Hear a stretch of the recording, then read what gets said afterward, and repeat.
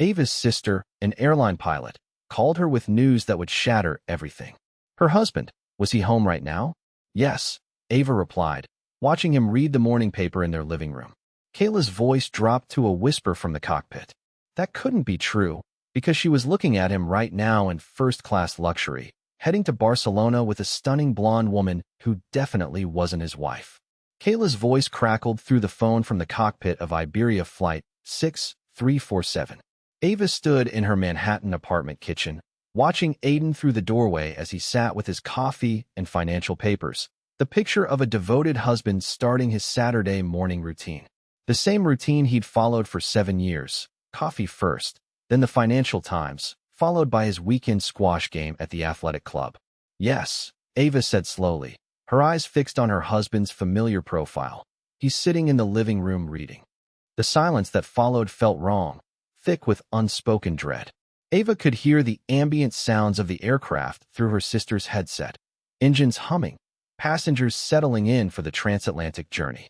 That can't be true, Kayla whispered, her pilot's training evident in her calm but urgent tone.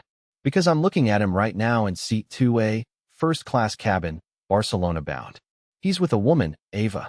Blonde, maybe mid-20s, designer everything. She's feeding him champagne and caviar like they're on their honeymoon. Ava's coffee mug slipped from her fingers, shattering against the kitchen tiles in an explosion of ceramic and coffee. The sound made Aiden look up from his newspaper, his reading glasses perched on his nose, concern immediately crossing his features. "Everything all right in there?" he called out, his British accent carrying that familiar warmth that had charmed her 8 years ago at a mutual friend's dinner party. That night, he'd been explaining the intricacies of international banking while gesturing with a wine glass, accidentally knocking over a candle. His mortification had been endearing then. Now, every memory felt suspect. "Fine," Ava managed, her voice somehow steady despite the world tilting off its axis. "Just dropped something." Through the phone, she could hear Kayla moving carefully through the first-class cabin, her footsteps muffled by expensive carpeting. Her sister had been flying commercial aircraft for 15 years, had seen every conceivable situation at 35,000 feet, but her voice carried a tension Ava had never heard before.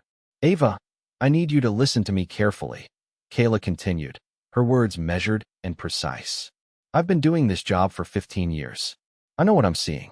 He's wearing that navy Tom Ford suit you bought him for your anniversary last year. The one with the silver cufflinks from Tiffany that belonged to your grandfather. But here's what's really bothering me. They're not acting like they just met. This is intimate, comfortable, like they've done this dance 100 times before." Aiden appeared in the kitchen doorway, his tall frame filling the space, looking genuinely concerned as he took in the broken mug and Ava's pale complexion. "Darling, you've gone completely white. Are you feeling unwell? Should I call Dr. Morrison?" She studied his face with forensic precision, the same angular jawline that she'd traced with her fingers on countless mornings, the same green eyes with gold flecks that had looked at her with what she believed was love, the same small scar above his left eyebrow from a childhood bicycle accident in Surrey. Every detail exactly as it should be, as it had been every morning for 7 years of marriage. Except according to her sister, he was simultaneously 35,000 feet above the Atlantic Ocean, sharing Dom Perignon with another woman. "Just tired," Ava said, bending to collect the broken ceramic pieces while her mind raced through impossible scenarios. 20 years of working as a forensic accountant had taught her to maintain composure when discovering that nothing was what it seemed. She'd sat across from CEOs who were embezzling millions, maintained polite conversation while documenting their lies, smiled and nodded while gathering evidence that would destroy their lives. "You work far too hard," Aiden suggested, his concern appearing genuine as he moved to help with the cleanup. "Perhaps you should take a proper break. When was the last time you took a real vacation?" Through the phone, still pressed to her ear, Kayla's voice came again, barely audible. "Ava, I'm going to document this. Take photos, video if I can do it discreetly. You need evidence of what I'm seeing." "Actually," Ava said, her mind racing through possibilities that made no logical sense, "I think I'll call in sick to the Patterson audit on Monday. Maybe take a long weekend for once." Aiden's eyebrows rose slightly, genuine surprise crossing his features. In 7 years of marriage, She'd never taken impromptu time off from work. Her dedication to her clients was legendary. Forensic accounting for Fortune 500 companies required absolute reliability, and Ava had built her reputation on never missing deadlines, never disappointing expectations. "That's wonderfully spontaneous of you, but quite unlike you," he said, studying her face. "Are you certain you're feeling all right? You haven't taken unplanned time off since your father's funeral 3 years ago. Just need a break from numbers and balance sheets," she replied, watching him carefully for any sign of panic, any microscopic tell that would suggest he knew his secret was unraveling at 35,000 feet above the Atlantic. But his concern seemed authentic, his movements relaxed and natural. Either he was an extraordinary actor with training she'd never suspected, or somehow, impossibly, he was both here and there simultaneously. "Well, if you're taking time off, perhaps we could do something together," Aiden suggested, his voice taking on the warm tone he used when planning surprises. "It's been too long since we had proper time as a couple. Maybe dinner at 11 Madison Park? I could try to get reservations." The suggestion felt like a knife twist. While he was offering romantic dinners, he was simultaneously living another life with another woman in first-class luxury bound for Barcelona. After Aiden left for his usual Saturday squash game at the New York Athletic Club, a routine so established she could set her watch by it, Ava immediately called Sophia Chun, her college roommate turned private investigator. If anyone could make sense of this impossible situation, it was Sophia, a woman who'd built her career on uncovering the elaborate lies wealthy men told their wives. "I need you here. Now. Something's happening that doesn't make logical sense." "Define doesn't make sense," Sophia replied, always direct. "My husband appears to be in 2 places at once, and one of those places involves first-class travel to Barcelona with a woman who isn't me." 30 minutes of silence. Then, "I'm 20 minutes away." Sophia arrived within the promised time frame, tablet and laptop bag in hand, her expression carrying the focused seriousness that had made her one of the city's most sought-after private investigators. She'd built her practice on the wreckage of her own marriage. Discovering her Wall Street husband's embezzlement and affairs had transformed her from corporate analyst to someone who specialized in exposing the financial crimes men committed against their wives. "Show me everything," she said, settling at Ava's dining table with the efficiency of someone conducting surgery. Ava played the recording of Kayla's call, showed her Aiden's completely normal Saturday morning routine, explained the absolute impossibility of him being in 2 places at once.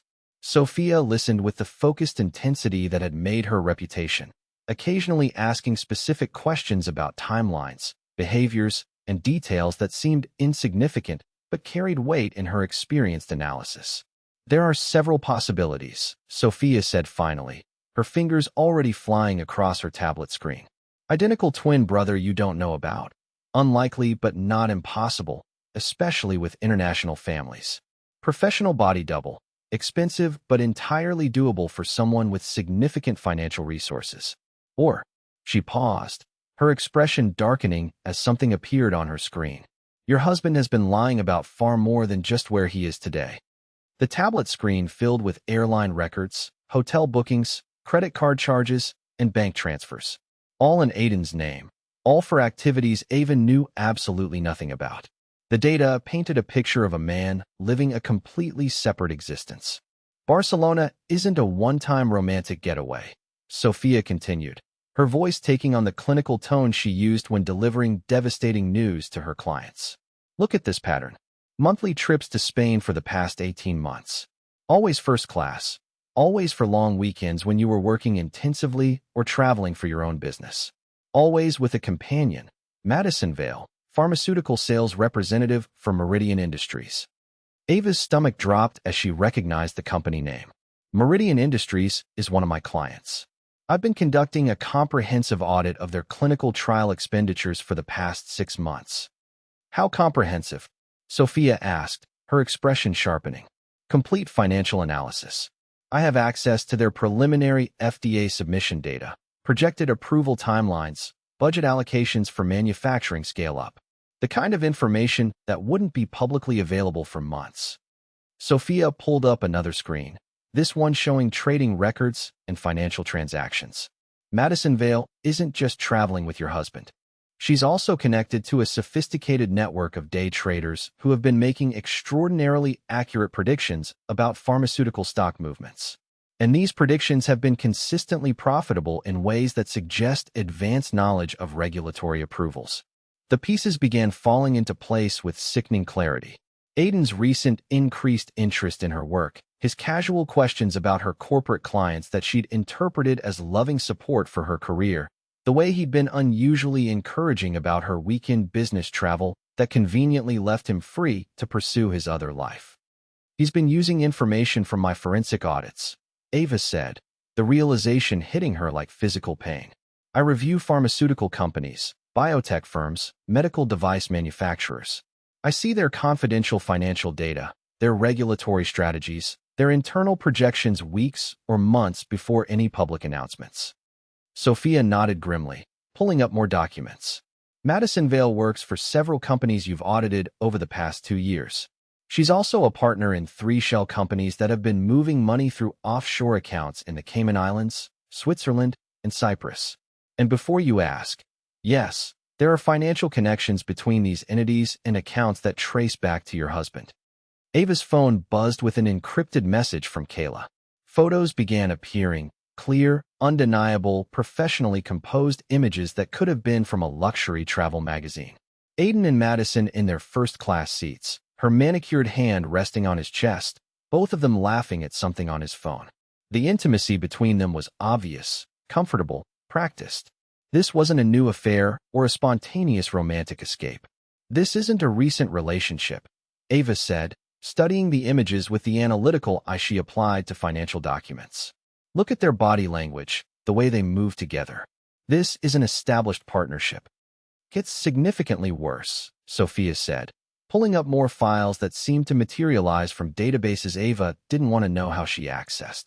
Madison Vale doesn't just work in pharmaceutical sales. She's a partner in a network of shell companies designed specifically for money laundering and tax evasion. And here's the interesting part. Your name appears as an unknowing reference in several of these corporate filings.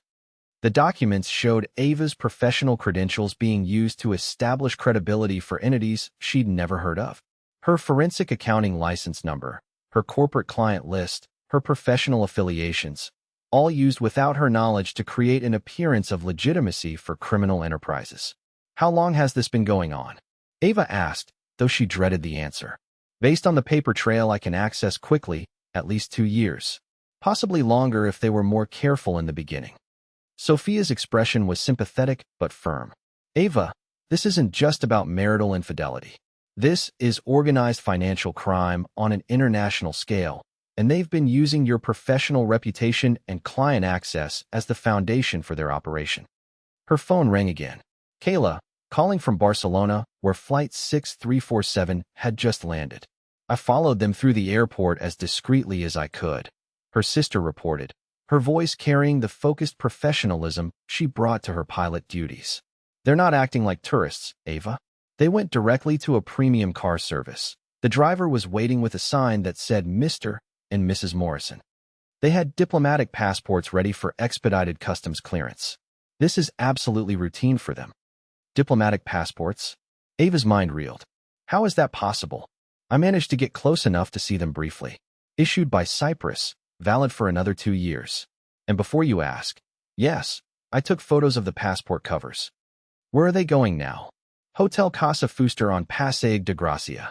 5-star luxury property, probably €800 a night minimum. I overheard the driver confirmation. They're in the penthouse suite for 4 days, not the weekend getaway you might expect. And Ava? The hotel staff greeted them like regular guests. This isn't their first time there. After ending the call, Ava sat in silence, processing the magnitude of the deception. Not just an affair, but a systematic, international criminal operation that had been using her life's work as a tool for illegal financial gain.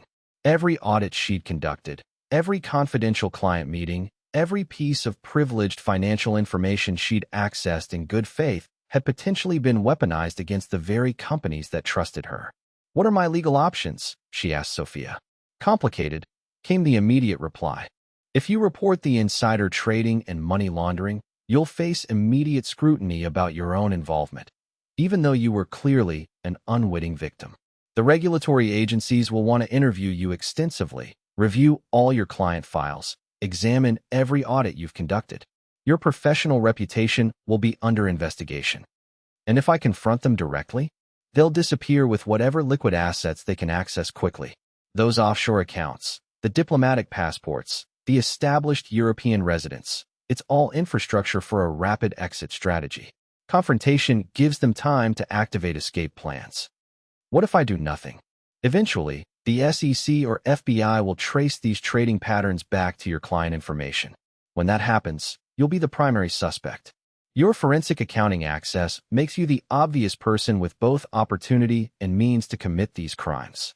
Without evidence of your innocence, you'll face federal charges. Ava felt the walls closing in from every direction. Aiden had constructed a scenario where she would inevitably take the blame for his crimes, where her own professional expertise and ethical reputation would be turned against her in court. "I need to go to Barcelona," she said suddenly. Sophia looked surprised. "That's potentially dangerous. If they realize you know about their operation, right now, they think they're completely safe. They think I'm the trusting wife who sees financial statements, but not the larger patterns, who loves her husband too much to suspect him of systematic betrayal. If I can get concrete evidence of their criminal activities while they're comfortable and careless, I might be able to control how this situation unfolds. And if they realize you're investigating them, then I'll have confirmation that my marriage has been an elaborate criminal conspiracy and my career is being used to facilitate federal crimes. Either way, I need to understand the full scope of what I'm dealing with." For hours later, Ava was on a direct Delta flight to Barcelona. Using accumulated vacation time she'd been saving for a romantic European getaway with a husband who was already there with someone else. She'd packed strategically, business attire that would allow her to blend in at luxury hotels, forensic accounting equipment disguised as regular electronics, and recording devices small enough to be concealed in jewelry and accessories. The 8-hour flight gave her time to think, to plan, and to prepare mentally for what she might discover. 7 years of marriage, countless moments of apparent intimacy and genuine love, shared dreams and mutual support through personal tragedies, all potentially built on calculated deception. The man who'd held her when her father died of a sudden heart attack, who'd celebrated her professional successes as if they were his own, who'd made her believe in partnership and trust. Had any of it been real? She thought about their wedding day, the tears in his eyes during their vows, the way he'd whispered that she was the best thing that had ever happened to him. Had he been calculating her value even then? Planning how to monetize her career, her reputation, her loving trust? Barcelona's El Prat airport was bustling with Saturday evening travelers, families returning from vacations, business travelers heading home, couples beginning romantic weekends. Ava moved through customs and immigration with the practiced efficiency of someone who traveled frequently for work, her mind focused entirely on the task ahead. She took a taxi directly to Hotel Casa Fuster, the modernist landmark building that dominated the elegant intersection of Passeig de Gràcia and Carrer de Gràcia. The hotel's facade was illuminated against the evening sky, its architectural details speaking of luxury and discretion. Exactly the kind of place where wealthy individuals might conduct business they preferred to keep private. At the reception desk, she checked in under her maiden name, Ava Chun instead of Ava Mercer, and specifically requested a room on a different floor from the penthouse level. The desk clerk, professionally pleasant, confirmed her reservation and provided key cards without any indication that her husband was registered as a guest in the building. Her room on the 8th floor overlooked the tree-lined avenue, offering a view of Barcelona's unique blend of historic architecture and modern luxury retail.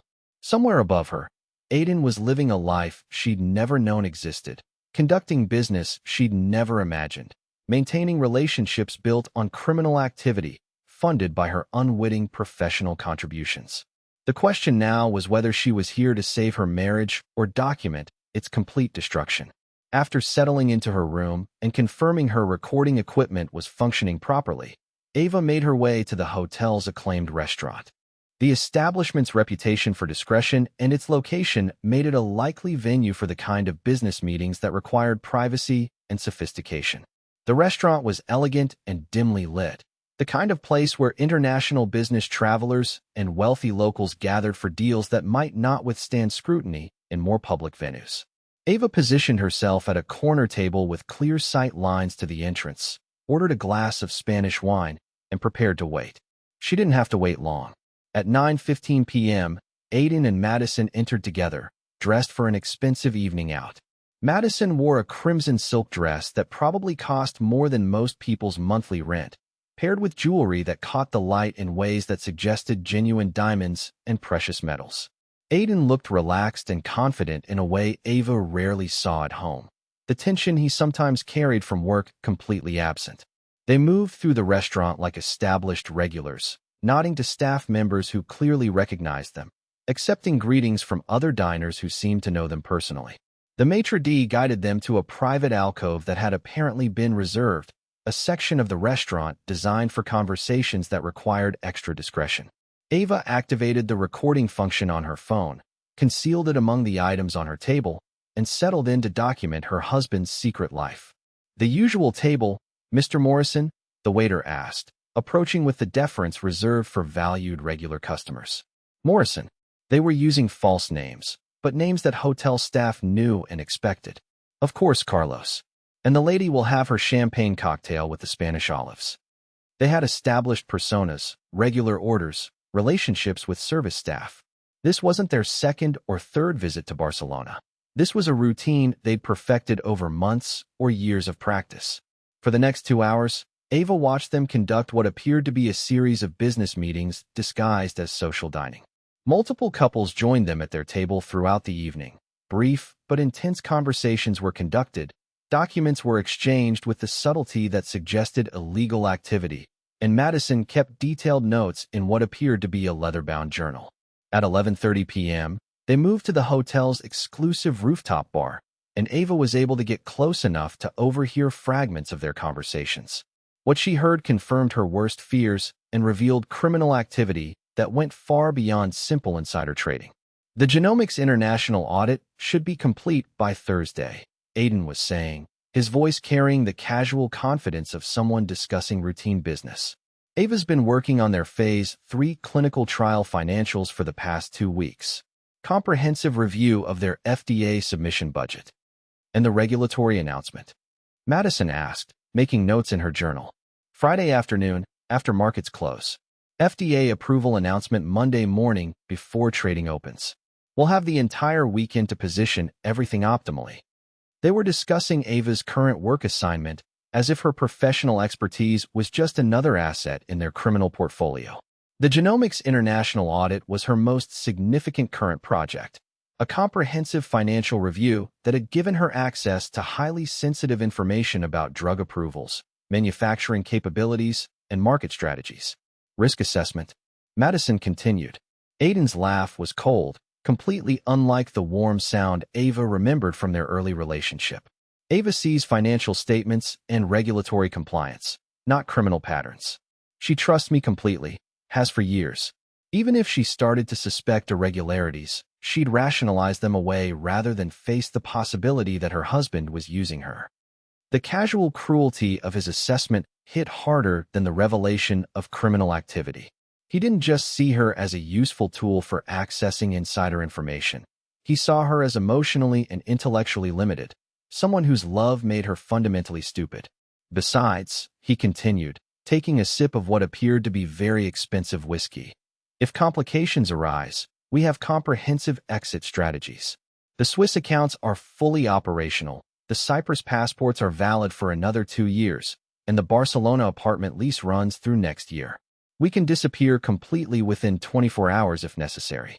Ava had heard enough to understand the scope of their operation, but not enough to build a comprehensive legal case. She slipped away from the bar and returned to her room, where she spent the rest of the night documenting everything she'd witnessed and organizing the evidence Sophia had gathered. By morning, she had a clear picture of an international criminal enterprise that had been using her forensic accounting work to identify opportunities, then exploiting those opportunities through a sophisticated network of shell companies, offshore accounts, and illegal trading strategies. More devastating than the financial crimes was the realization that her marriage had been a carefully constructed facade from the beginning. Aiden hadn't fallen in love with her despite her demanding career. He'd pursued her specifically because of her professional access to sensitive financial information. Sunday morning, Ava positioned herself in the hotel's breakfast restaurant, knowing they would likely maintain their routine of appearing for their regular morning meal. They arrived precisely at 10 a.m., looking refreshed and content, discussing plans for their day in Barcelona as if they were simply another wealthy couple enjoying a romantic European weekend. She waited until they'd finished their coffee and were preparing to leave before making her move. "Enjoying Barcelona?" she asked, approaching their table with her voice calm and pleasant, as if encountering them was a delightful surprise. The color drained from both their faces simultaneously.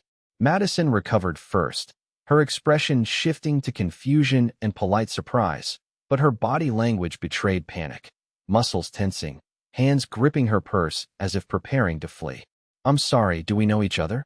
Madison asked, her voice carrying a slight tremor despite her attempt at casual friendliness. But Aiden's reaction was far more revealing.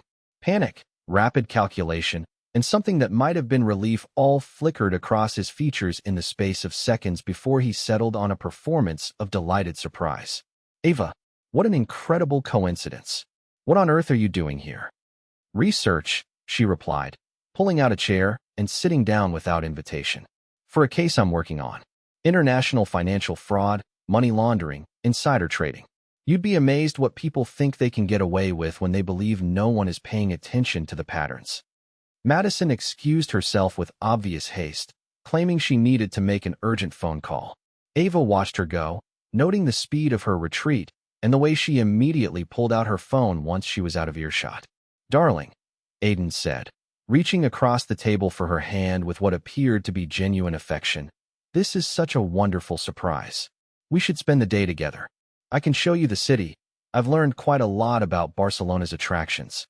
His touch felt foreign now, manipulative rather than loving, but Ava allowed him to take her hand and even smiled as if pleased by this unexpected reunion. "I'd love that," she said warmly. "We have so much to catch up on. I've learned quite a lot about international business lately. Pharmaceutical investments, offshore banking structures, sophisticated trading strategies that seem to predict market movements with unusual accuracy. I think you'd find it fascinating." The slight tightening around his eyes told her he understood the subtext perfectly, but he maintained his performance, playing the role of loving husband surprised and delighted by his wife's unexpected appearance in Barcelona.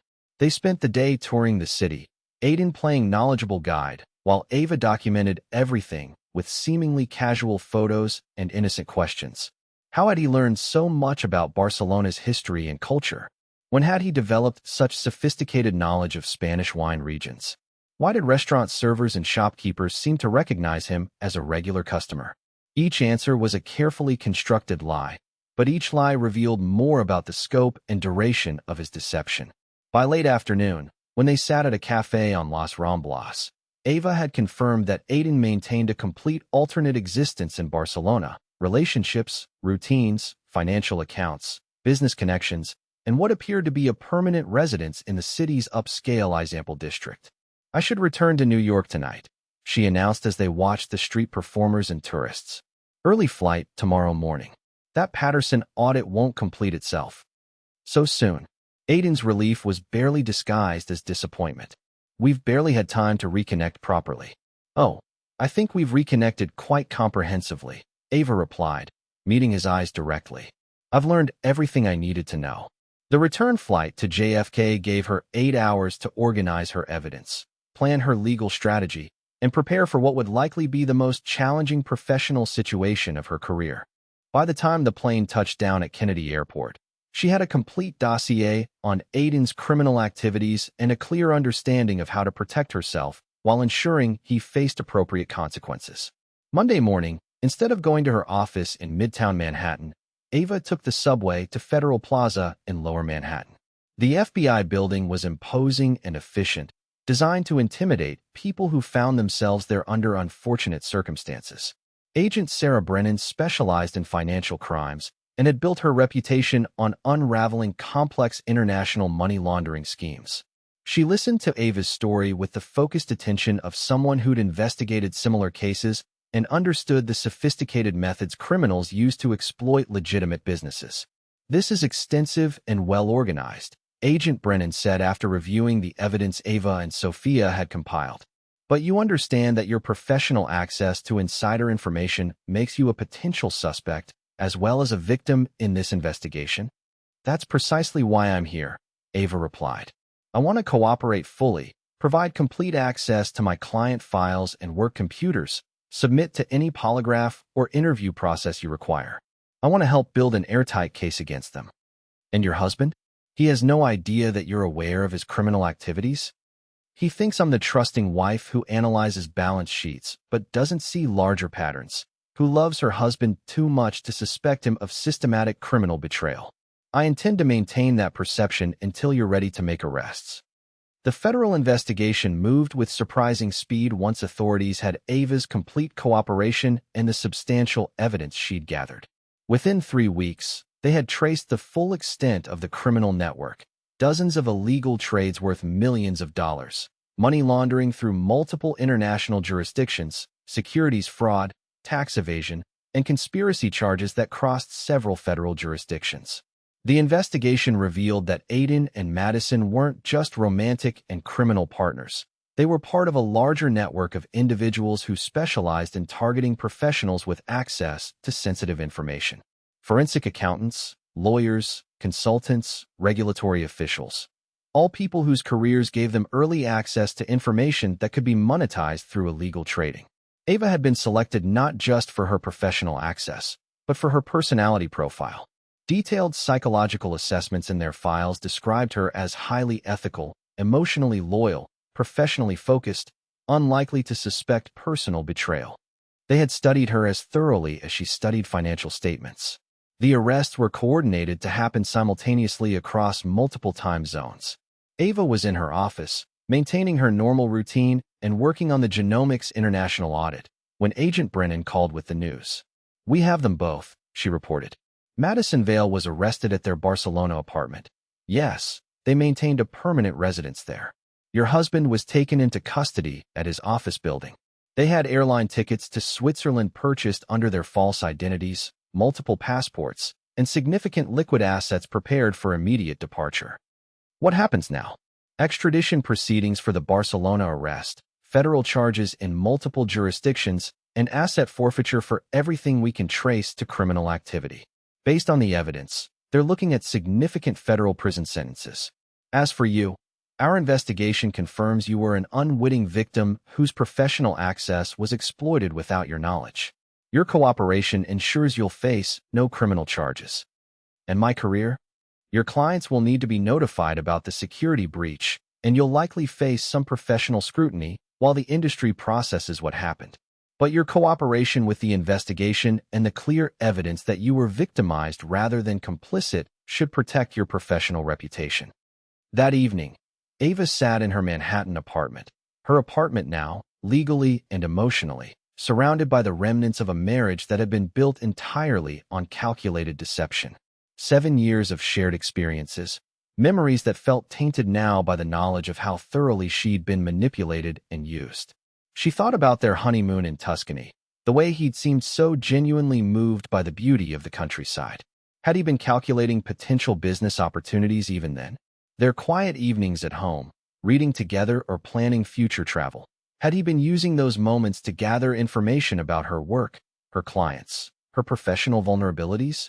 The apartment felt different now, like a stage set for a play that had finally ended its run. Every piece of furniture, every photograph, every shared object carried the weight of deception.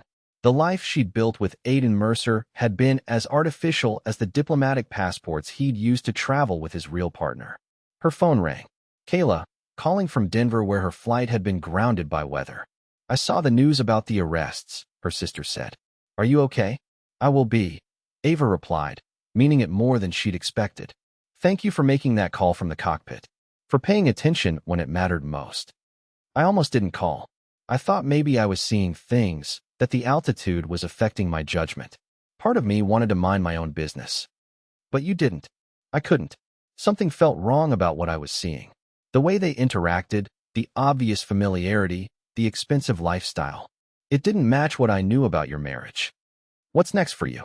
Kayla asked after they discussed the legal proceedings and media attention. Ava looked around the apartment that had been her home, but never really her sanctuary. Then she thought about the other women who might be in similar situations. Intelligent, accomplished women whose professional expertise was being weaponized against them by people who claimed to love them. I'm thinking of specializing, she said. Forensic accounting focused specifically on marital financial fraud. Help other women whose husbands or partners might be using their careers as tools for criminal activity. That sounds like turning poison into medicine. Maybe that's exactly what I need to do. 6 months later, Ava's practice had expanded beyond anything she'd initially imagined. Word spread quickly through professional networks about the forensic accountant who'd exposed an international criminal conspiracy and helped federal authorities dismantle a sophisticated fraud operation. Women with suspicious husbands, divorce attorneys handling complex financial cases, prosecutors building white-collar crime prosecutions, all found their way to her office. The cases that came through her door revealed a pattern she hadn't expected. Her situation wasn't unique. Across the country, accomplished women in positions of professional trust were being systematically targeted by criminals who specialized in romantic manipulation. Lawyers whose husbands showed unusual interest in their client confidentialities. Government regulators whose partners seemed remarkably well-informed about pending policy changes. Corporate executives whose spouses asked seemingly innocent questions about merger discussions. Just the previous week, she'd helped a cardiac surgeon from Mount Sinai discover that her husband of 12 years had been selling advance information about medical device approvals to short sellers who bet against device manufacturers before negative FDA announcements. The week before, a patent attorney from a prestigious Manhattan firm learned that her spouse had been photographing confidential patent applications and selling the information to competitors. Each case felt like excavating layers of calculated deception with tools she developed from her own devastating experience. The divorce proceedings had been surprisingly straightforward once federal prosecutors presented their case. Aiden's attorney, working from federal detention while fighting extradition charges, had little leverage against evidence of systematic criminal activity. The judge, a woman who'd seen enough white-collar crime to recognize predatory behavior patterns, had been particularly unsympathetic to a husband who'd built his criminal enterprise on exploiting his wife's professional trust. The financial settlement left Ava with more assets than she'd expected: the Manhattan apartment, recovered funds from frozen criminal accounts, and substantial damages that Aiden's professional liability insurance had paid rather than face a public trial that would have exposed the insurance company to larger claims. Money couldn't purchase back 3 years of unknowingly facilitating criminal activity or 7 years of marriage to a man who'd seen her as nothing more than a sophisticated tool for accessing insider information. But it could fund the freedom to rebuild her life according to her own values and priorities. Her new office in the Flatiron District bore a simple but clear nameplate: Chen Forensic Consulting, specialist in marital financial fraud and professional exploitation. The space was modern and welcoming, designed to put clients at ease while discussing some of the most painful discoveries of their lives. Aiden had been sentenced to 15 years in federal prison after pleading guilty to multiple charges including securities fraud, money laundering, conspiracy, and identity theft. Madison Vale received 12 years and had agreed to cooperate with federal investigators pursuing other members of their criminal network. The case had generated significant media attention in financial publications, but Ava had declined most interview requests, preferring to let her professional work speak for itself. On a Thursday evening in late spring, 8 months after the arrests, Ava was working late when her phone rang. Kayla, calling from London where she was layover between flights. "I have something interesting to tell you," her sister said. "I got a call yesterday from Carlos, the waiter at Casa Fuster in Barcelona. You remember, the one who knew Aiden and Madison? What did he want? He wanted to make sure you were safe and that justice had been served. Apparently, they weren't just regular customers at the hotel. They were part of something much larger. Carlos had been reporting their activities to Spanish financial authorities for months before their arrests. He was investigating them? Not exactly, but he'd noticed patterns that seemed suspicious. International guests who met repeatedly with the same local business people, always paying in cash, always using different names for reservations, but the same credit cards for incidental charges. When he saw the international news about their arrests, he realized you were the wife Aiden had occasionally mentioned to staff. What did Aiden say about me to strangers? This is what's interesting, and why Carlos wanted to reach out. He said Aiden never spoke about you with love or even basic respect. Always complained about having to maintain the marriage, about how your work schedule made his European travel convenient, but your intelligence made deception challenging. Carlos said he called you his necessary professional asset.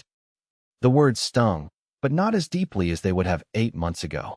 Ava had learned that the pain of betrayal could be transformed into fuel for helping others avoid similar devastation. Carlos wanted you to know something else, Kayla continued. The weekend I spotted them on my flight. That wasn't a romantic getaway or even a routine criminal meeting.